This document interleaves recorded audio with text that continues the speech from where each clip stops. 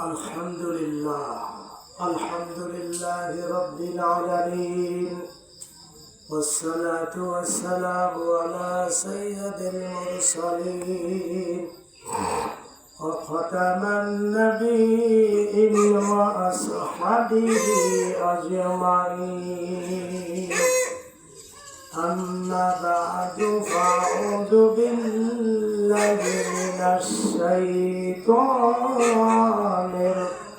الرجيم. بسم الله الرحمن الرحيم. قال الله تعالى في كلامه المسجد والفرقان الحميد. بسم الله الرحمن الرحيم. يا أيها الذين آمنوا اتقوا الله تنظر نفس ما قدمت لغد واتقوا الله إن الله خبير بما تعملون.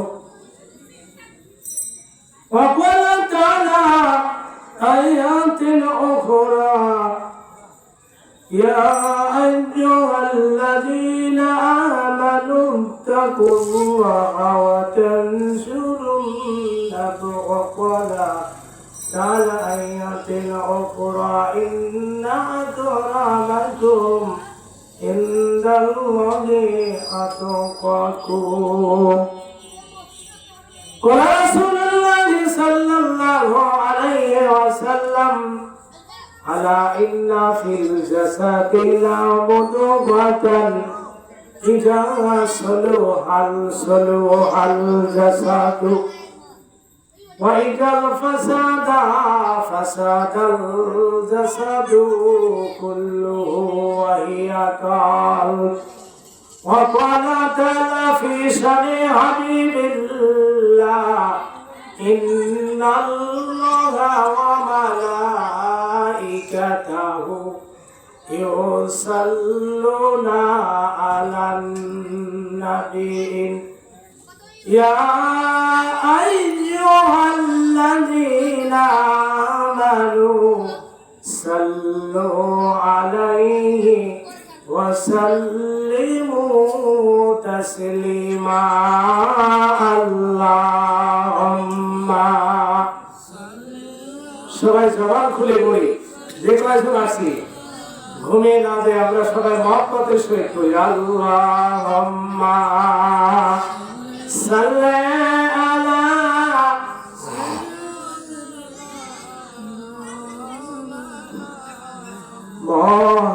মুহাম্মাদ ওয়া আলা আলি সাইয়্যিদিনা মাওলানা মুহাম্মদ। কখনো যেন ডাকা আসিবে তোমার মাঝে সইতে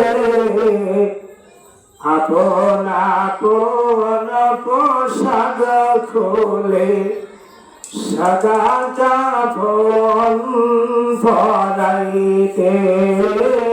আল্লাহুম্মা সাল্লি আলা সাইয়্যিদিনা মাওলানা মুহাম্মদ ওয়া আলা আলি সাইয়্যিদিনা মাওলানা মুহাম্মদ। আসসালামু আলাইকুম ওয়া রাহমাতুল্লাহি ওয়া বারাকাতুহু।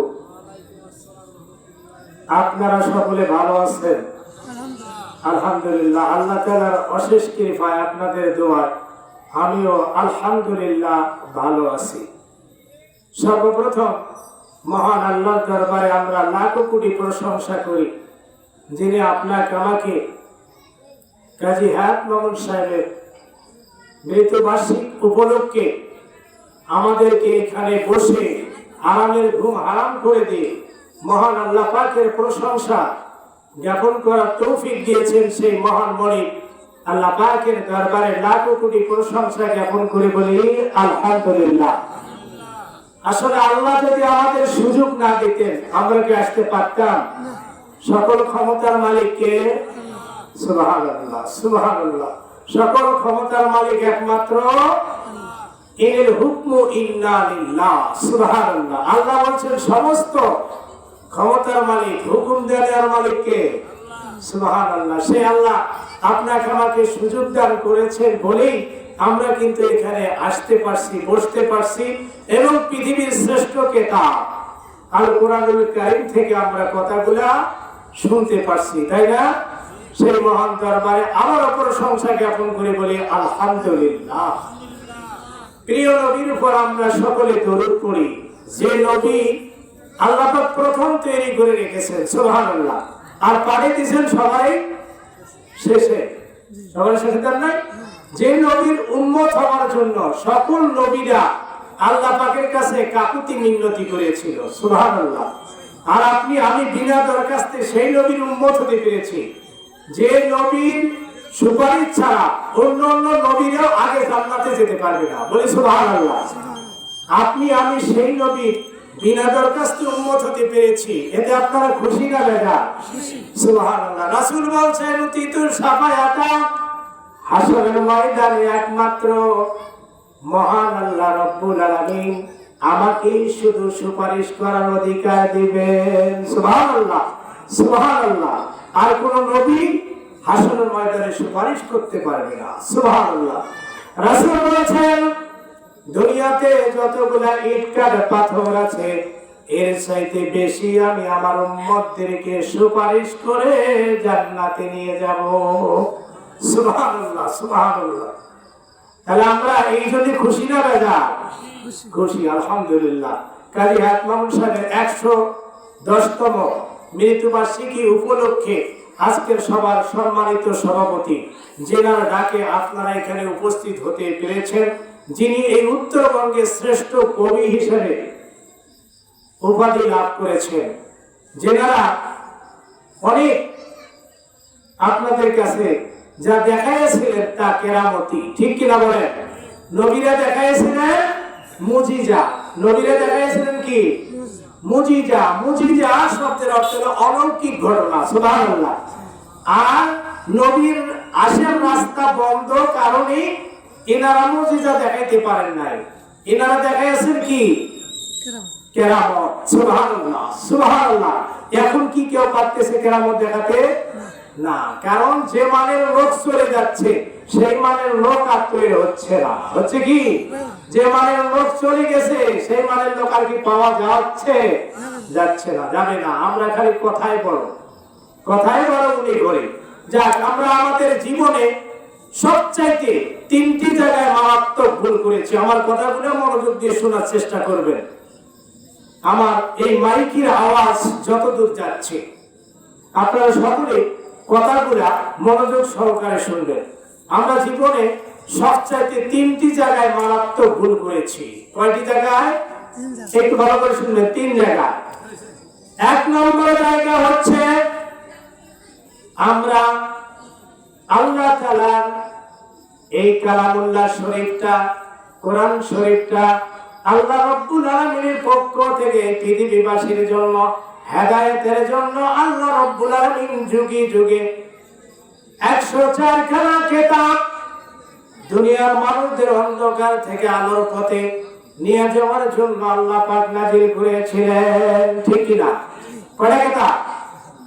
104 খানা, সুবহানাল্লাহ। 104 খানা কিতাবের মধ্যে শ্রেষ্ঠ কিতাব হলো 4টা। তার মধ্যে তাওরাত, জাবুর, ইনজিল এবং শেষ নবী, বিশ্ব নবী, আখিরের জামানার নবী বিশ্ব নবী, নবীদের নবী, রাহমাতাল লিল আলামিনের উপর আল্লাহ রাব্বুল আলামিন যে কিতাবটা নাযিল করেছিলেন, বলেন তো এই কিতাবটা ওইগুলা কিতাবের মতো না, তার চেয়ে মর্যাদাবান? মর্যাদাবান কিনা? কারণ অন্য অন্য নবীর সময় আল্লাহ যে কিতাব দিয়েছিলেন, নবীরা চলে গেছে, ওই কিতাবে নিয়ম কানুন বন্ধ হয়ে গেছে, না যায় নাই? নবীরা চলে গেছেন, তাদের ওই মুজিজাও তখন থেকে চলে গেছে, গেছে কিনা বলেন? কোন নবীর মুজিজা আর দুনিয়াতে আছে? এখন খাটে একটাই শুধু খাটে, সেটা হলো কার? আপনার আমার নবী, বিশ্ব নবী, রাহমাতাল লিল আলামিনের উপর আল্লাহ তাআলা যে কিতাব নাযিল করেছেন, এই কিতাব নবীর উপর যেমন নাযিল হয়েছিল এখনো সেই রকম অবস্থায় আছে, আছে না নাই? কিয়ামত পর্যন্ত এই কিতাব থাকবে, থাকবে কিনা? এর মুজিজা আছে কিনা? সুবহানাল্লাহ, আছে। তাই এই কিতাবটাকে আমরা অন্য সব কিতাবের মতো মনে করেছি, এটা আমরা জীবনে সবচেয়ে বড় ভুল করেছি, বলেন ঠিক কিনা?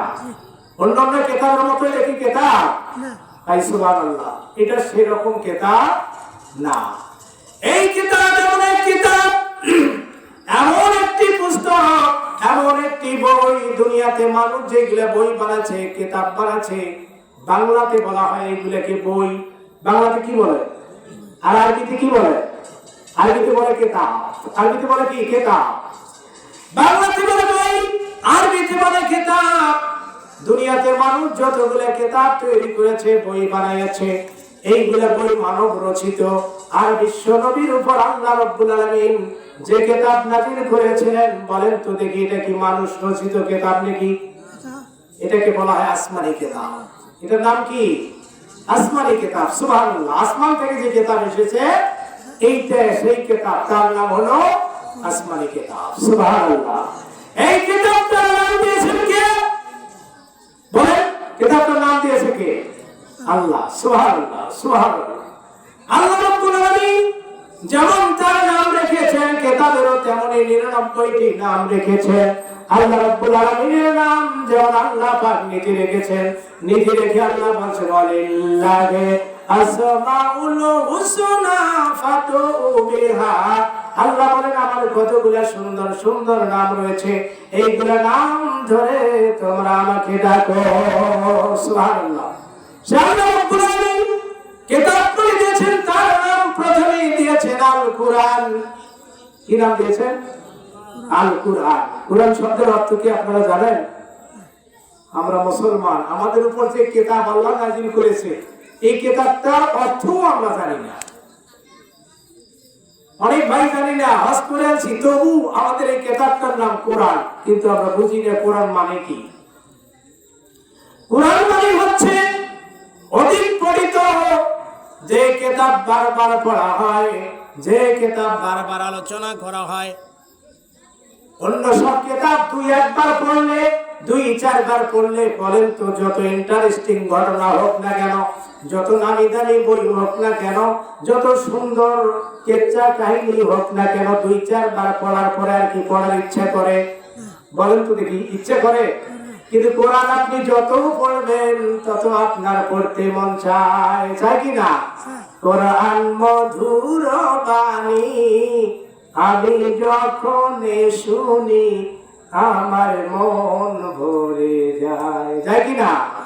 কোরআন মধুর বাণী আমি যখন শুনি আমার মন ভরে যায়। সুবহানাল্লাহ, সুবহানাল্লাহ। প্রতিটি হরফে 10 10 নেকি লেখে তোমরা মনে জমা হয়, তোমার পাপের খাতা হতে পাপ যায় যে মুছে, সওয়াবে পূর্ণ হয় কিনা বলেন? সুবহানাল্লাহ। সেই কিতাব আমরা পেয়েছি, কিতাব থেকে আমি কথা বলবো ইনশাআল্লাহ। তাই আমরা প্রথম ভুল করেছি, এই কোরআনটাকে আমরা সাধারণ কিতাবের মতো এটাকে মনে করেছি। দেখি সেই রকম কিতাব নাকি, বলেন তো? আমি একটু কোরআন থেকে কথাগুলো বলার পরে যে আয়াত তেলাওয়াত করেছি তার দিকে চলে যাব, আপনারা মনোযোগ দিয়ে কথাগুলো শুনবেন। এটা এমন একটি কিতাব, এমন একটি বই, এই কিতাবকে, এই বইকে আপনি আমি যদি জিজ্ঞাসা করি, কিতাব তুমি দুনিয়ার বুকে কবে আসছো, বলেন তো পৃথিবীর এমন কোন বই আছে নাকি, এমন কোন কিতাব আছে নাকি, তাকে আপনি জিজ্ঞেস করলে সেই কিতাব বলতে পারে আমি অমুক দিনে আসছি, এই কথা বলতে পারবে? কিন্তু কোরআন এমন একটি কিতাব, এমন একটি পুস্তক, এমন একটি বই, তাকে যদি আপনি আমি জিজ্ঞাসা করি কিতাব তুমি দুনিয়ার বুকে কবে আসছো, কিতাব তার নিজের ভাষায় বলছে ইন্না আনজালনাহু ফি লাইলাতিল কদর। সুবহানাল্লাহ। পবিত্র কোরআনুল কারীমের 30 পারার মধ্যে সূরা কদরে কোরআন নিজে বলছেন আমি পবিত্র মাহে রমজান মাসের রাত্রিতে পৃথিবীর বুকে এসেছি। সুবহানাল্লাহ। অন্য কোন কিতাবকে আপনি বললে তার জবাব দিতে পারবে? পারবে? পারবে না। সুবহানাল্লাহ। আমার যদি আপনি আমি সবাই মিলে জিজ্ঞাসা করে কোরআন বুঝতে পারলাম তুমি লাউহে, তুমি কত রাত্রিতে দুনিয়াতে এসেছো, তবে দুনিয়াতে আসার পূর্বে তুমি কোথায় ছিলে? পৃথিবীর এমন কোন বই, এমন কোন পুস্তক, এমন কোন কিতাব নাই তার ভাষায় সে বলতে পারে যে দুনিয়াতে আসার পূর্বে আমি এই জায়গায় ছিলাম। পারবে নাকি বলেন? পারবে? কিন্তু কোরআনকে আপনি আমি যদি জিজ্ঞাসা করি কোরআন তুমি দুনিয়াতে আসার পূর্বে কোথায় ছিলে, কোরআন তার ভাষায় পবিত্র কোরআনুল কারীমের 30 পারার মধ্যে সূরা বুরুজে কোরআন নিজের ভাষায় বলছে বাল্লাহু কুরআনুম মাজিদুম ফি লাউহিম মাহফুজ। সুবহানাল্লাহ। সুবহানাল্লাহ। কোরআন বলছে এই দুনিয়াতে আসার পূর্বে আমি লাউহে মাহফুজে সুরক্ষিত ছিলাম, একত্রিত ছিলাম, জমায়েত ছিলাম। আবার যদি কোরআনকে বলা হয় কোরআন তুমি দুনিয়াতে কেন আসলে, পৃথিবীর কোন বই পুস্তকের জবাব দিতে পারবে? পারবে না। কোরআনকে আপনি আমি যদি জিজ্ঞাসা করি কোরআন তুমি দুনিয়ার বুকে কেন আসলে, কোরআন তার ভাষায় বলছে ইন্না আনজালনাহু হুদাল লিন-নাসি ইলাল যুলুমাতি ইলান নূর। সুবহানাল্লাহ। কোরআন বলছে আমি দুনিয়ার মানুষদেরকে অন্ধকার পথ থেকে আলোর পথ দেখানোর জন্য দুনিয়াতে এসেছি। সুবহানাল্লাহ। পৃথিবীতে যত বই পুস্তক আছে এগুলোকে আপনি জিজ্ঞাসা করলে জবাব দিতে পারবে না? পারবে নাকি? পারবে? কোরআন তার এমন ভাষায় জবাব দিচ্ছে। আবার যদি কোরআনকে আপনি আমি জিজ্ঞাসা করি কোরআন আমরা বুঝতে পারলাম তুমি মানুষদেরকে অন্ধকার থেকে আলোর পথ দেখানোর জন্য দুনিয়াতে এসেছো, তবে তুমি কি শুধু মুসলমানদের জন্য আসছো? তুমি কি শুধু আলেম ওলামাদের জন্য আসছো? তুমি কি শুধু তাবলীগ করার জন্য আসছো? তুমি কি শুধু টুপি মাথায় যে যারা ঘুরে বেড়ায় তাদের জন্য আসছো? এরকম নাকি? দেখেন কোরআনের শুরুতে কোরআন বলছে হুদাল লিন-নাস। সুবহানাল্লাহ। সুবহানাল্লাহ। কি কিতাব পেয়েছিস? কোরআন বলছে আমি দুনিয়ার সমস্ত মানুষদেরকে হেদায়েত দেওয়ার জন্য এসেছি, হোক হিন্দু, হোক খ্রিস্টান, হোক নাসারা, হোক ইহুদি। আমার কোরআনের কাছে যদি কেউ আসে তাহলে সে পেয়ে যাবে কি বলেন? হেদায়েত পেয়ে যাবে। সুবহানাল্লাহ। সুবহানাল্লাহ। আমরা সেই কিতাব পেয়েছি যে কিতাব সকলের জন্য।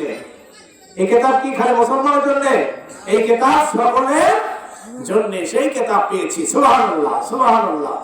এই কিতাবকে আপনি আমি যদি আবার জিজ্ঞাসা করি কিতাব তোমার মধ্যে 6666টি আয়াত, 114টি সূরা, 7টি মঞ্জিল, 30 পারায় বিভক্ত, তবে তোমার মধ্যে কি কোনো প্রকার ভুল ভ্রান্তি আছে? কি মনে করেন আপনারা? ভুল আছে?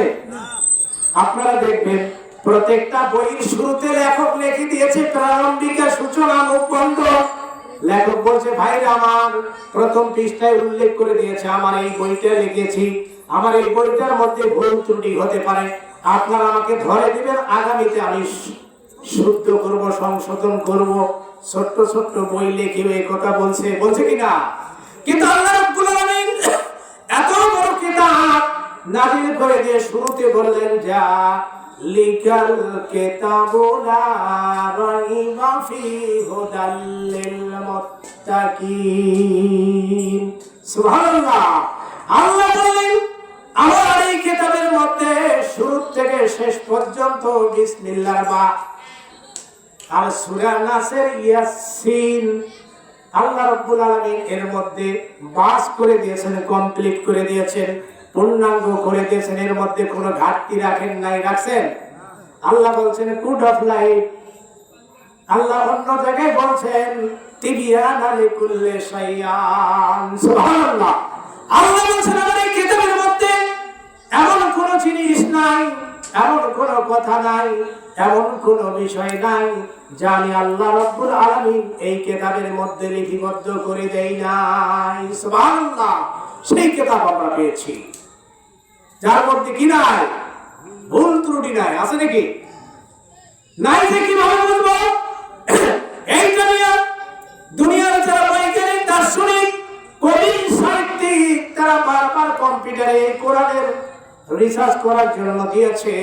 কোরআন বারবার কম্পিউটার উত্তর দিয়েছে। কম্পিউটার বলছে নো এরর। বুঝেছে? নো এরর মানে এর মধ্যে কোনো ভুল ত্রুটি নাই। সুবহানাল্লাহ, সুবহানাল্লাহ, সুবহানাল্লাহ। এই যখন তখনকার যুগেরাও এরকম চ্যালেঞ্জ করেছিল, চেষ্টা করেছিল। আল্লাহ রাব্বুল আলামিন ওই জামানার আইয়ামে জাহিলিয়াতের যুগের লোকদের চ্যালেঞ্জের কথা কোরআনুল কারীমের শুরুতে আল্লাহ বলছেন ফাওয়াইলিন মিম্মা নাযালনা আলা আবদিনা ফাওয়াতুবু সূরাতিন মিন মিসলিহি ওয়াদু শুহাদাআকুম মিন দুনিল্লাহি ইন কুনতুম সাদিকিন। সুবহানাল্লাহ। আল্লাহ বলেন তোমরা দুনিয়ার সমস্ত মানুষ, দুনিয়ার সমস্ত জিন একত্রিত হয়ে যদি আমার এই কোরআনের মতো একটা সূরা অথবা সূরার আয়াত চেষ্টা করে দেখো, যদি সত্যবাদী হও তাহলে একটা বানিয়ে দেখাও। পারছে কি? এখন পারতেছে? কিয়ামত পর্যন্ত পাওয়ার সুযোগ আছে। সুবহানাল্লাহ। কারণ কিতাবটা কার? সুবহানাল্লাহ, সুবহানাল্লাহ।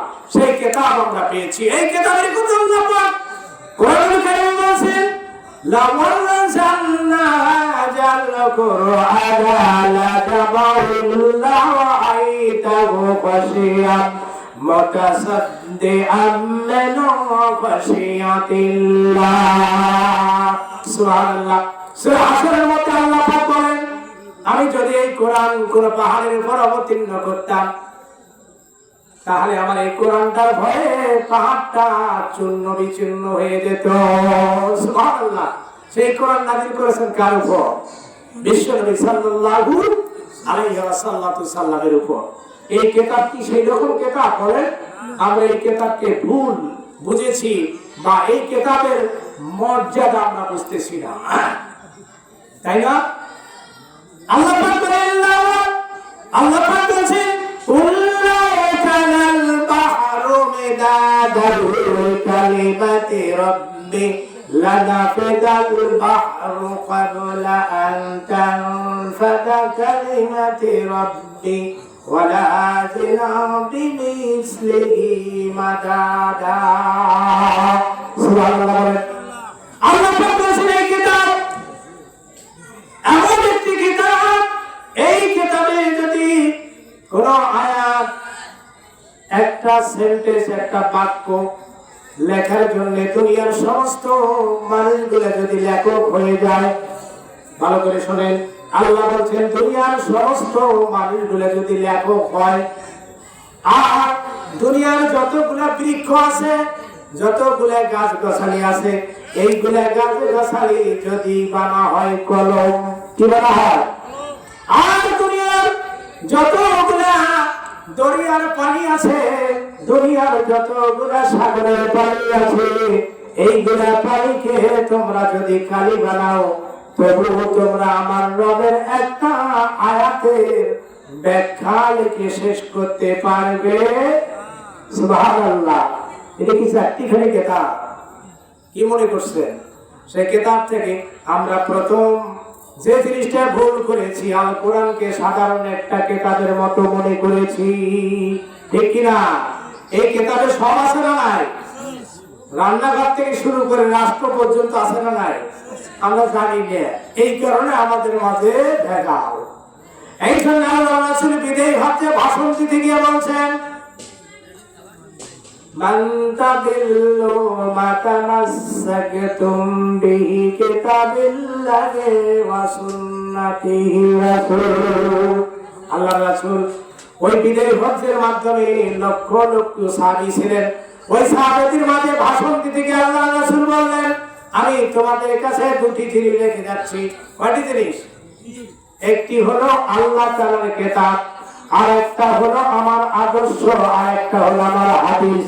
এই দুটো যদি তোমরা আঁকড়ে ধরতে পারো তাহলে কখনো তোমরা জীবনে পথভ্রষ্ট হবে না। কিন্তু আজকে আমাদের মাঝে কোরআন আছে বটে, কিন্তু কোরআনের আইন, কোরআনের নিয়ম, কোরআন অনুযায়ী সব কাজ হচ্ছে না। 2 নম্বর ভুল করেছি আমরা, একটু সংক্ষিপ্ত করে নিই। 2 নম্বর ভুল করেছি আমরা, যে দিনটা পেয়েছি, যে ধর্মটা পেয়েছি, আমরা মনে করেছি অন্য অন্য ধর্মের মতো ইসলামটাও তেমনই ধর্ম। এই জায়গায় আমরা বড় ভুল করে ফেলছি। বলেন তো দেখি, অন্য অন্য ধর্মের মতো ইসলামটাও তেমনই ধর্ম নাকি? ওই রকম ধর্ম? ইসলাম ধর্ম হচ্ছে শাশ্বত জীবন ব্যবস্থা। সুবহানাল্লাহ, সুবহানাল্লাহ। ইসলাম এমন কোন জিনিস নাই যা আল্লাহ পাক বর্ণনা দেয় না। অন্য ধর্মের কথা আপনি বলে দেখেন, 2-4টা ভালো কথা বলছে, 2-4টা উপদেশের কথা বলছে, বলি শেষ। কিন্তু ইসলাম কি এই ধরনের? আমরা ইসলামটাকে মনে করেছি অন্য অন্য ধর্মের মতো তেমনই একটা ধর্ম। এই জায়গায় আমরা মস্ত ভুল করে ফেলেছি। অন্য কোন ধর্মের কথা আল্লাহ রাব্বুল আলামিন কোরআনুল কারীমে বলে নাই, কিন্তু আপনার আমার ধর্মের কথা আল্লাহ পাক কোরআনে বলছে কিনা? সূরা আল ইমরানের মধ্যে আল্লাহ পাক বলেন, ইন্নাদ দীনি ইনদাল্লাহি আলা ইসলাম। সুবহানাল্লাহ, সুবহানাল্লাহ। অন্য কোন ধর্মের কথা আল্লাহ কোরআনে বলছে, আপনার আমার ধর্মের যে নাম ইসলাম, সেটার কথা কিন্তু আল্লাহ কোরআনে বলছে। সুবহানাল্লাহ। তাই এই ধর্মটাকে আমরা অন্য অন্য ধর্মের মতো মনে করেছি বলে আমাদের আজকে দুর্দশা। 3 নম্বর আমরা ভুল করেছি, বিশ্ব নবীকে, আখিরের জামানার নবীকে, হযরতে মুহাম্মদ মুস্তাফা আহমদ মুস্তাফা সাল্লাল্লাহু আলাইহি ওয়াসাল্লামকে অন্য অন্য নবীর মতো আমরা নবী হিসেবে মনে করেছি। ঠিক কিনা বলেন? মুহাম্মদ সাল্লাল্লাহু আলাইহি ওয়াসাল্লাম অন্য অন্য নবীর মতো কি নবী?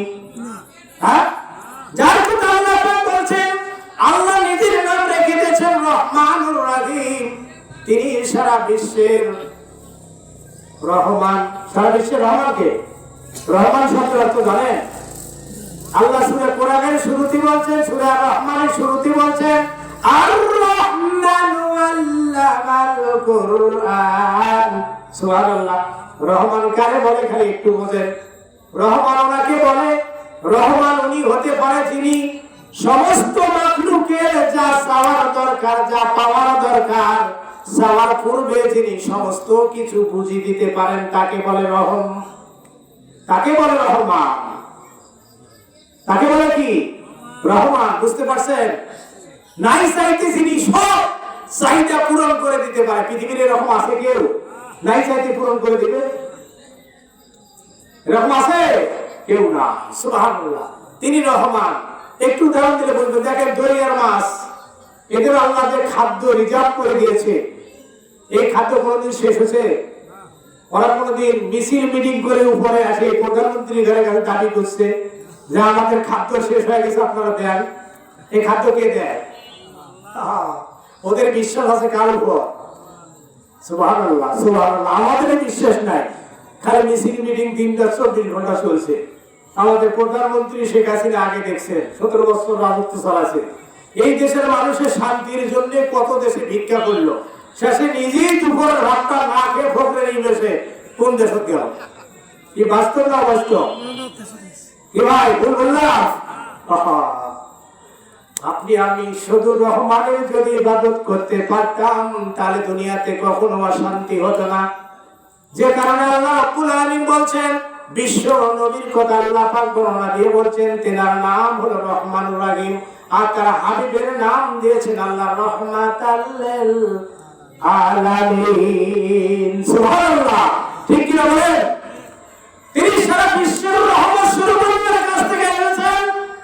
শুধু আপনার আমার নবী না, দুনিয়াতে যত ধর্মাবলম্বী লোক আসুক না কেন, দুনিয়াতে যত মাখলুক থাক না কেন, আল্লাহ যেমন সকলের জন্য রহমান, বিশ্ব নবীকেও আল্লাহ রব্বুল আলামিন প্রথম তৈরি করে শেষে পাড়ি দিয়ে বলছেন ইনি হলো সারা বিশ্বের রহমাতাল লিল আলামিন। ঠিক কি না?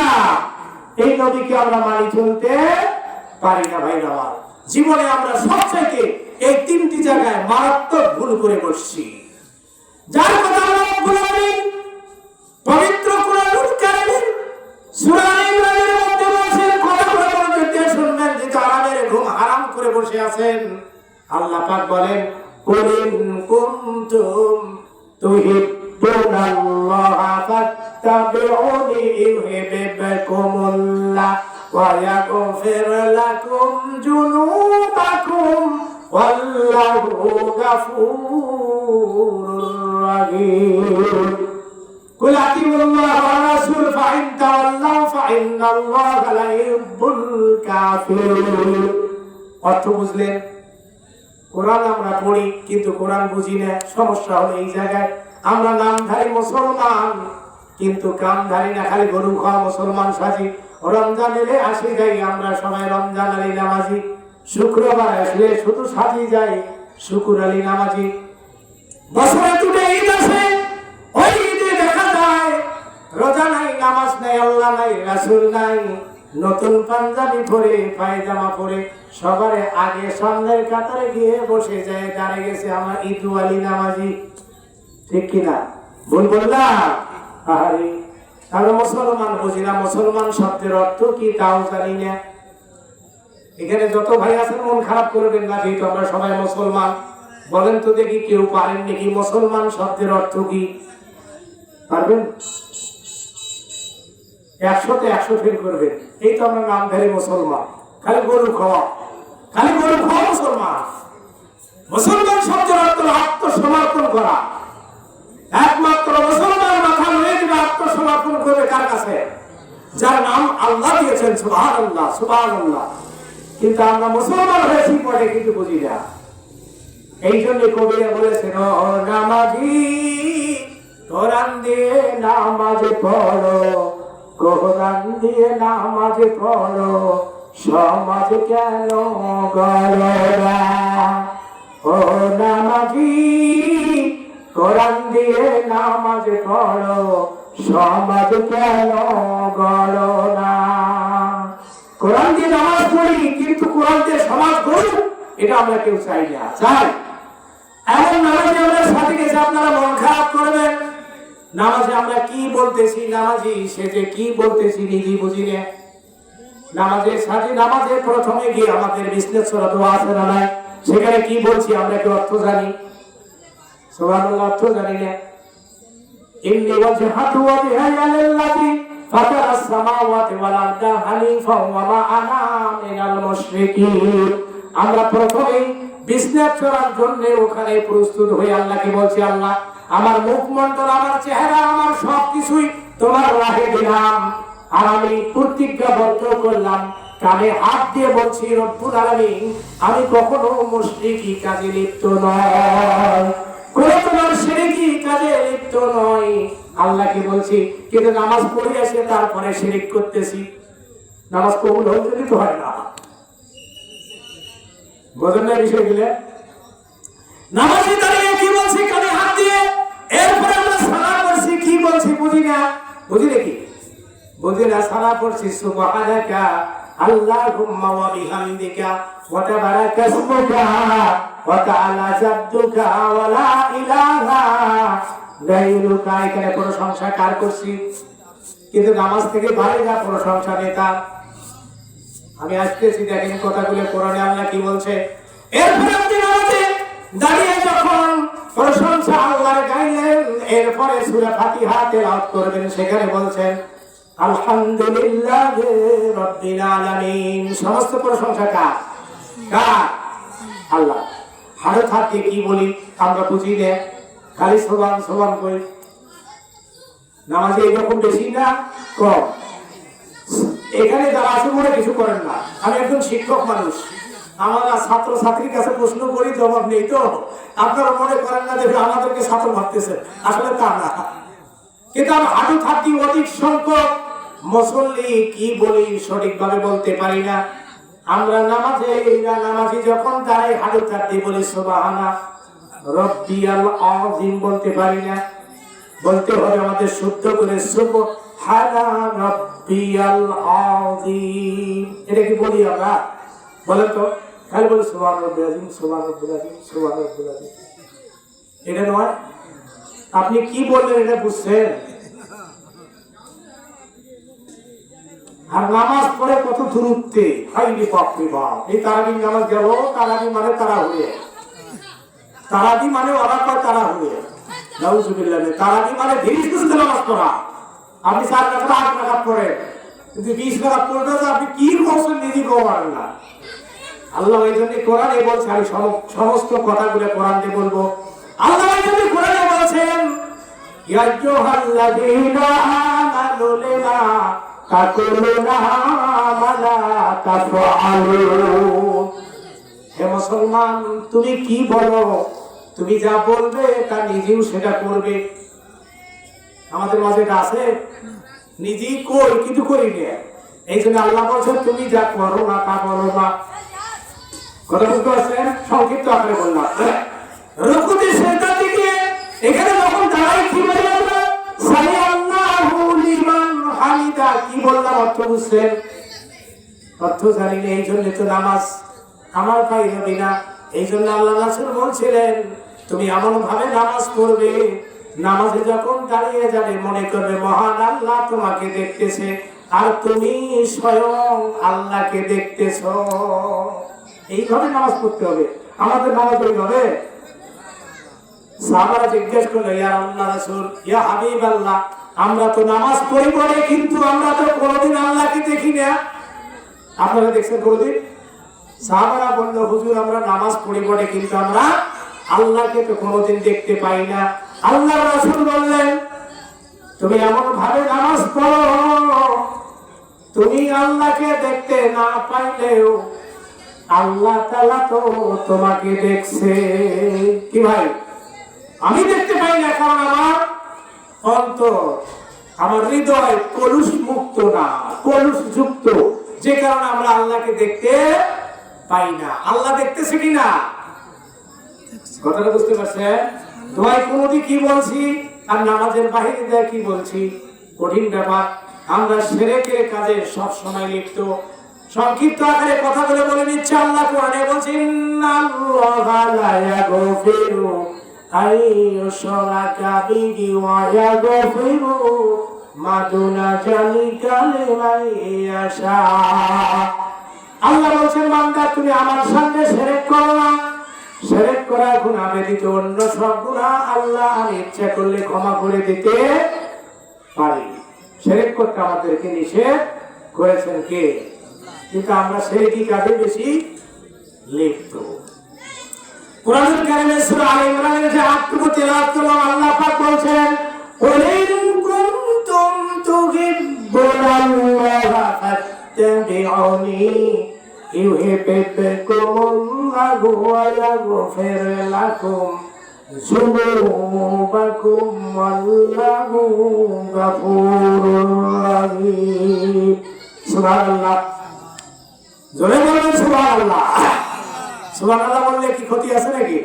না বাড়িতে আসার সময় ভাবিরা বলে দিছে, খবরদার মাহফিলে যাচ্ছেন, এটা কিন্তু তাফসীর মাহফিল। তাফসীর মানে কোরআন বিল কোরআন, কোরআন থেকে কথা হবে, শুধু কিসসা কাহিনী দিয়ে হবে। আমার তৌফিক ইল্লা বিল্লাহ। আল্লাহ রাব্বুল আলামিন যতটুকু আমাকে তৌফিক দিয়েছেন তারই পরিপ্রেক্ষিতে কথা বলার চেষ্টা করব ইনশাআল্লাহ।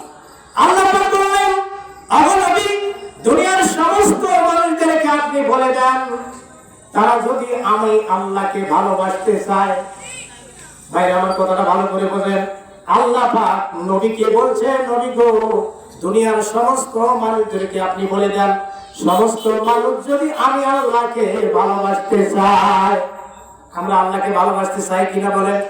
সবারই ভালোবাসা আল্লাহর অন্তরে, আমাদের অন্তরে আছে না নাই? আল্লাহর ভালোবাসা সবার অন্তরে আছে না নাই? এই মহব্বত আছে দেখি তো আপনি আমি আমাদের ঘুম হারাম করে দিয়ে গভীর রাত্রে বসে আল্লাহর কোরআনের কথা শুনে চলে এখানে আসছি, তাই না? সুবহানাল্লাহ। আল্লাহ পাক বললেন, নবী গো, আপনি বলেন যদি তোমরা আমি আল্লাহকে ভালোবাসতে চাও, আমি আল্লাহকে পেতে চাও, নবী গো তুমি সমস্ত মানুষদেরকে বলে দাও, তাহলে সর্বপ্রথম তোমরা আমার রাসূলের ইত্তেবা করো। সুবহানাল্লাহ। কার ইত্তেবা করতে বলছে? তাহলে আল্লাহকে ভালোবাসা হবে, আল্লাহকে তাহলে পাবো। আল্লাহ শর্ত দিয়েছেন দুনিয়ার মানুষদেরকে, যদি আল্লাহকে ভালোবাসতে চাও, আল্লাহকে পেতে চাও, আল্লাহকে যে পাইতে চায়, হযরতকে ভালোবেসে আরশে কুরসি লৌহে কলম নাচেতে পেয়েছে সে। ঠিক কিনা বলেন? কত সুন্দর করে আমাদের জাতীয় কবি লিখেছিলেন, আল্লাহকে যে পেতে চায়, হযরতকে ভালোবেসে আরশে কুরসি লৌহে কলম নাচেতে পেয়েছে সে। সুবহানাল্লাহ। আল্লাহ পাক বললেন, তোমরা যদি আমাকে ভালোবাসতে চাও, তাহলে তোমরা সর্বপ্রথম আমার রাসূলের ইত্তেবা করো। কার ইত্তেবা? ইত্তেবা শব্দের অর্থ বোঝেন?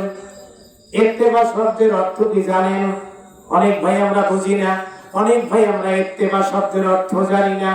ইত্তেবা শব্দের অর্থ তাবাউন শব্দ থেকে এসেছে, যার অর্থ হলো দেখে দেখে চলা, যার অর্থ হলো আল্লাহর রাসূল প্রসাদ পায়খানা থেকে রাষ্ট্র পরিচালনা পর্যন্ত যেভাবে কর্মকাণ্ড করেছেন, এই আল্লাহর রাসূলের একমাত্র আদর্শ জীবন অনুযায়ী জীবন পরিচালনা করার নাম হলো ইত্তেবা। কথা বুঝতে পারছেন?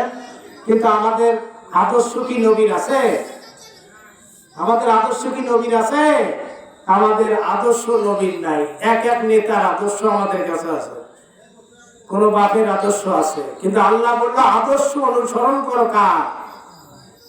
আমরা মুসলমান, রাসূল টুপি মাথা দিছে কিনা, রাসূল দাড়ি রাখছে কিনা, পাঞ্জাবি গায়ে দিয়েছে কিনা, রাসূল কিভাবে খাইছেন, খাওয়ার সময় ডান দিক দিয়ে খাইছে কিনা, বিসমিল্লাহ সহকারে খাইছে কিনা, প্রসাদ পায়খানা টয়লেটে ঢুকার সময় কোন পা দিয়ে ঢুকছে, আমাদের তো এগুলো খেয়াল নাই।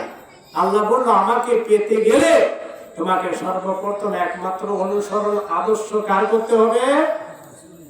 আমাদের আছে সেটা ভাই বলেন? না থাকলে আমাদের উপায় নাই, নিস্তার নাই। আল্লাহ পাক বলল তোমার আদর্শ যারা অনুসরণ করবে, আল্লাহ পাক বলেন আমি আল্লাহ রব্বুল আলামিন তাদেরকে দুটো পুরস্কার দেব। কয়টা পুরস্কার? পুরস্কার দিবে কে? অনুসরণ কার করলে? কার অনুসরণ? না অন্য কোনো নেতা? আল্লাহ বলল নবী গো তুমি বলে দাও, তোমার যদি আদর্শ অনুসরণ মানুষ করে, আমি আল্লাহ রব্বুল আলামিন তাহলে তাকে পুরস্কার দেব দুটো। কয়টা পুরস্কার? আল্লাহ পাক বলেন এক নম্বর পুরস্কার তার জীবনের সমস্ত গুনাহগুলা আমি আল্লাহ রব্বুল আলামিন মাফ করে দেব। সুবহানাল্লাহ।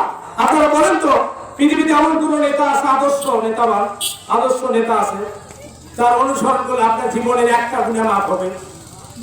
আর আল্লাহ নিজে ওয়াদা দিলেন নবী গো তুমি বলে দাও দুনিয়ার সমস্ত মানুষ যদি তোমার আদর্শ অনুসরণ করে, আমি আল্লাহ রাব্বুল আলামিন তোমাদের জীবনের সমস্ত গুনাহগুলো মাফ করে দিব।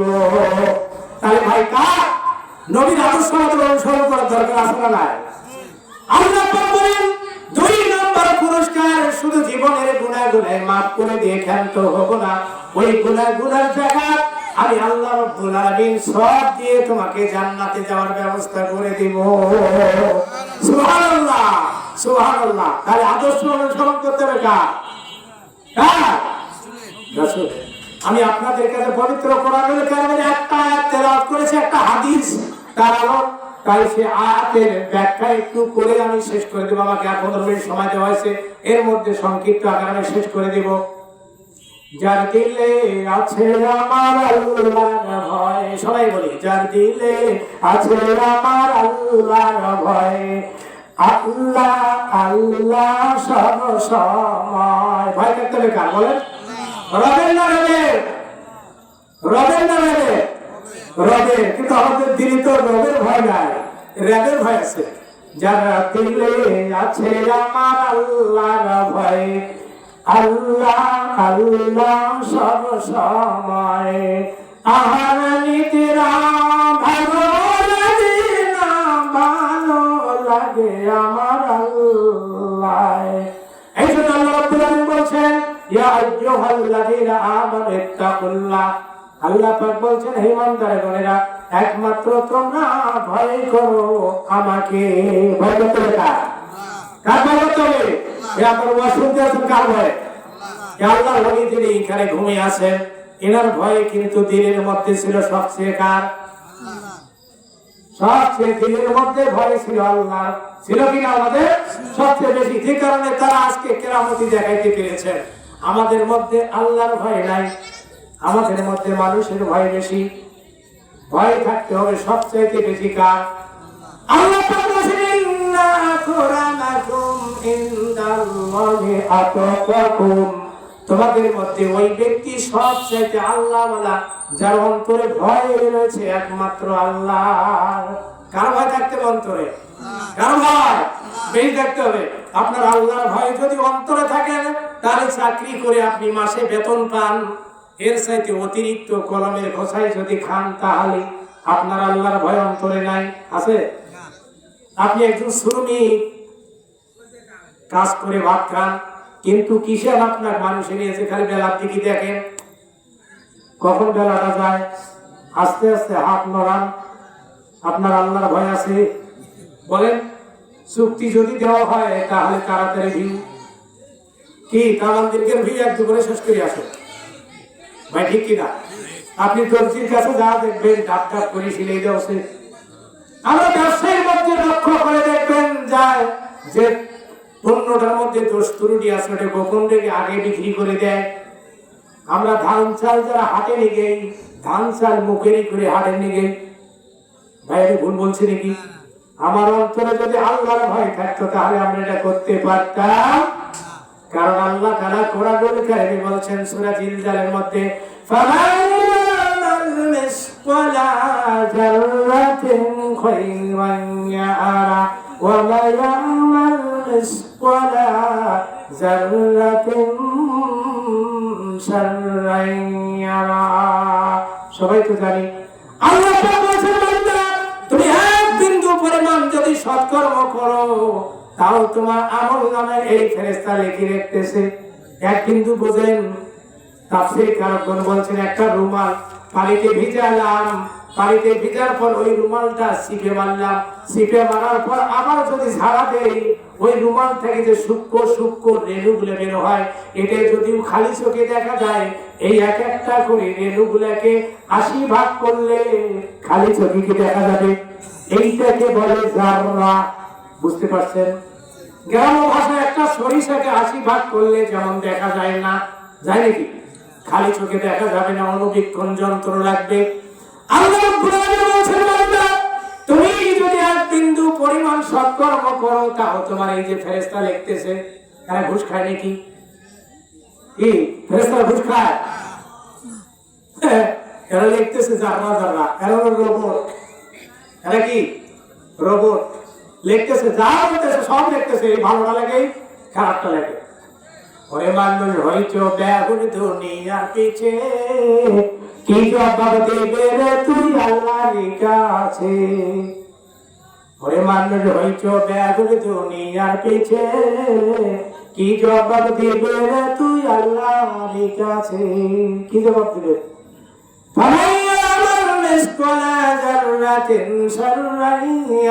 আল্লাহ বলছেন, বান্দা যদি এক বিন্দু পরিমাণ অসৎকর্ম করো, তাও তোমার আমল নামে লেখা হচ্ছে, এই যে ভিডিও হচ্ছে দেখেন, সারা বিশ্ব ছড়ি পড়বে, পড়বে কিনা, পড়বে কিনা?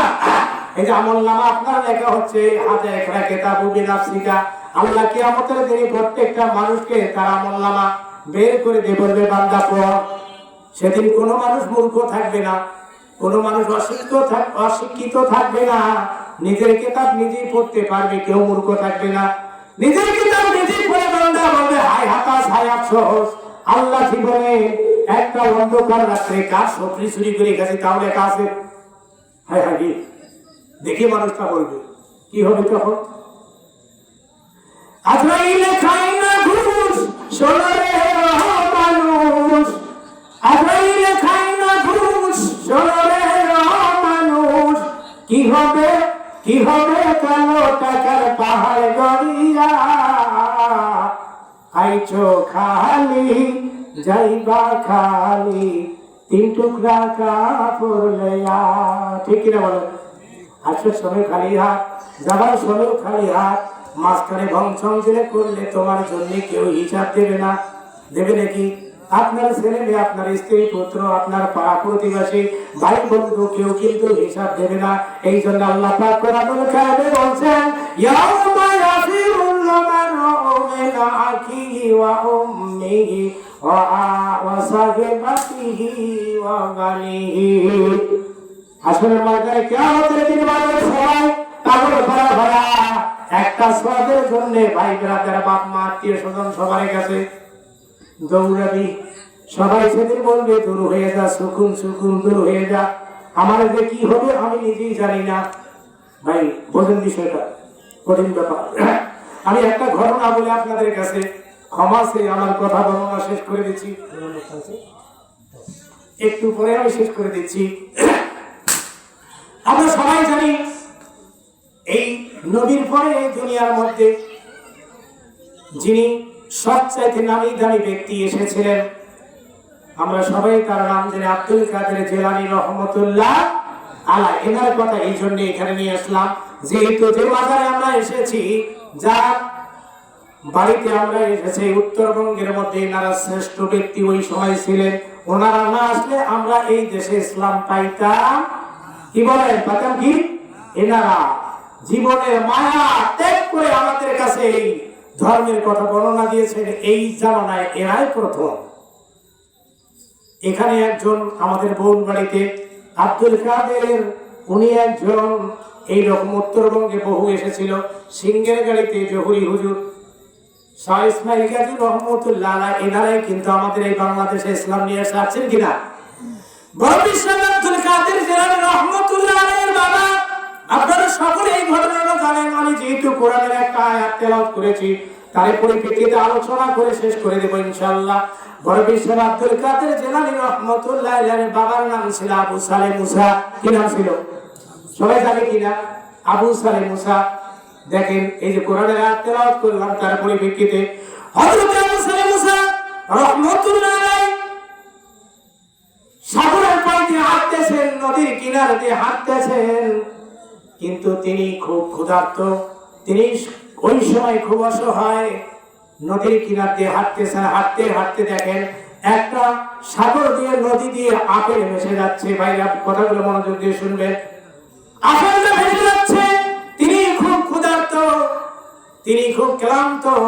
আপেলটা সামনে পেয়ে ওই ক্ষুধার্ত অবস্থায় তিনি আপেলটা খেয়ে ফেললেন। আপেলটা খেয়ে ফেলার পর তিনি অনুতপ্ত করলেন, নিজেকে শুধরাই নেওয়ার জন্য চিন্তা করলেন, হাইরে কিয়ামতে আল্লাহ যদি জান্নাত হিসাব নেয়, আমি আবু সালেহ মুসার কাল কিয়ামতে কি হবে? এই আপেলটা খাইলাম, না জানি আপেলটা কার। এই আপেলের মালিক যদি আমাকে ক্ষমা না করে, এই আপেলের মালিক যদি কিয়ামতের দিন আমাকে দাবি করে, তাহলে আল্লাহ তাআলার কাছে আমার কি হবে? চিন্তা করেন ভাই, নদী দিয়ে ভাসি যাচ্ছে, সেই আপেল খায়া তিনি অনুতপ্ত, চিন্তায় চিন্তিত যে হাসরের ময়দানে কি হবে। আর আমরা দিনই দুপুরে ডাকাতি করেছি, চুরি করেছি, মসজিদের বেড়ালি পর্যন্ত চুরি করে যাই রে মুসলমান। আমাদের ওখানে একটা চুরি হয়েছে কয়েকদিন আগে। কি মুসলমান, মসজিদের থেকে এমপি মন্ত্রীর মারি খায়, হাই রে বাপরে বাপ করে মানুষ কোথায় আছে? কি ভুল বলছি নাকি? দেখেন বড় বিশ্বর আব্দুল কাদের জিলানী রহমতুল্লাহ আলাইহির বাবা আবু সালেম মুসাই ফলটি খাওয়ার পর অনুতপ্ত হয়ে গেলেন, চিন্তায় চিন্তিত হয়ে গেলেন। সাগরের কিনার দিয়ে হাঁটা শুরু করে দিলেন, সামন দিয়ে হাঁটা শুরু করে দিলেন। যেদিক দিয়ে আসতেছে ভাসি তার সামন দিয়ে, যে এই যে উল্টে দিকে স্রোত যেদিক দিয়ে আসতেছে, এটা তো বোঝেন সবাই। সামন দিকে চললেন, চলতে চলতে যা দেখতে পেলেন বাগান বিশাল বড় একটা, ওর ডালপালা সবগুলো নদীর উপর ছায়া দিচ্ছে। ওইখানে অনেক আপেল পেকে গেছে। তিনি ভাবলেন ঠিক এই বাগান থেকে আপেল ভেসে যেতে পারে, তার টার্গেটটাও ঠিক ছিল। তাই চিন্তা করলেন এই আপেলের মালিকের কাছে আমার মাপ না নেওয়া পর্যন্ত আল্লাহর কাছে আমি মাপ পাবো না। তিনি খোঁজ করে মালিককে বের করলেন। মালিক তার ঘটনাগুলো সব শুনলো, আমি সংক্ষিপ্ত আকারে বলছি। মালিক শোনার পর চিন্তা করলেন আমার এই গাছের ডালপালা থেকে শুরু করে ফলগুলো দিনাতে মানুষই পারে নিয়ে যায়, কোনো কথাও পায় না। আর একটা আপেল নদী দিয়ে ভাসি গেছে, তাকে খায়া মাপ চাওয়া আছে। এ তো কোনো সাধারণ ব্যক্তি হতে পারে না। বাগানের মালিক আরো চালাক, চালাক কিনা গাছের ডাল কোনোবার ভাঙি নিয়ে দেওয়া জোরতে, তাই না ব্যাপারটা? আর একটা ফল ভাসি গেছে, তাকে খায়া মাছ চাপাচ্ছে। এই ব্যক্তি কি সাধারণ ব্যক্তি? তিনি কলা কৌশল অবলম্বন করে তার জীবনে যে পাওয়া যায় বলা হলো, তাকে বললেন আপনি মাপ পাইতে পারেন, আমার এই বাগানের পরিচর্যা আপনাকে করতে হবে।